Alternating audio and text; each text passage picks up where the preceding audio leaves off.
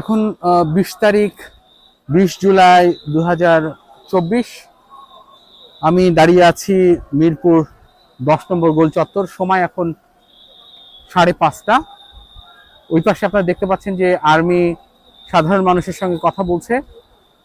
যদিও আইনে এটি এখন কারফিউ চলছে, সাংবাদিক রাস্তায় আছে, কিন্তু প্রচুর মানুষ, মানে ঠিক আপনি গুনে শেষ করতে পারবেন না, এত পরিমাণ মানুষ এখন রাস্তার দুই পাশে।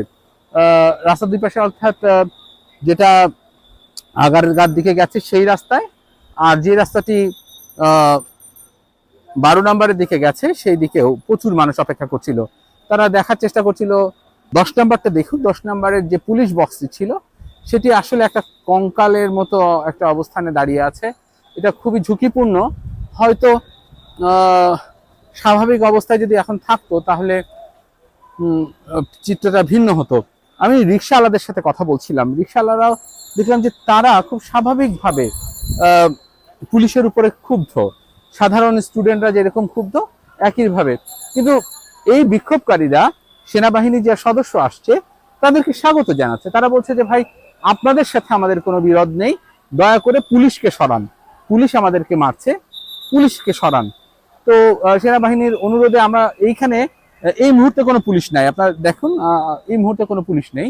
কিন্তু আমি যখন সকালে এসেছিলাম তখন কিছু পুলিশ ছিল, দুপুর পর্যন্ত পুলিশ ছিল, কারণ দুপুরে এখানে পুলিশ এসে ছাত্রদের উপরে অতর্কিত হামলা চালায়, তো পুলিশ এখানে ছিল।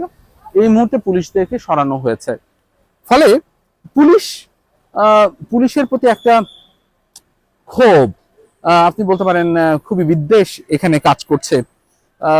এবং যৌক্তিকভাবে যদি আপনি বলেন যে পুলিশে যারা কাজ করছে তারা বাংলাদেশের বাইরের কেউ না, কিন্তু মানে এই সিস্টেম এমন একটা ক্ষত সৃষ্টি করেছে সাধারণ মানুষের মধ্যে যে পুলিশকে তারা কোনোভাবেই গ্রহণ করে নিচ্ছে না, যেটা একটা ইনস্টিটিউশন হিসেবে পুলিশের জন্য হয়তোবা।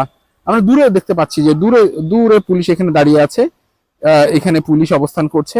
পুলিশের আগে বেশ কয়েকজনকে গ্রেপ্তার করে নিয়ে গিয়েছিল, কিন্তু দৃশ্যত পুলিশ এখন এই মোড়ে এইখানে নাই। অনেক দূর থেকে তারা পরিস্থিতিটা পর্যবেক্ষণ করছে।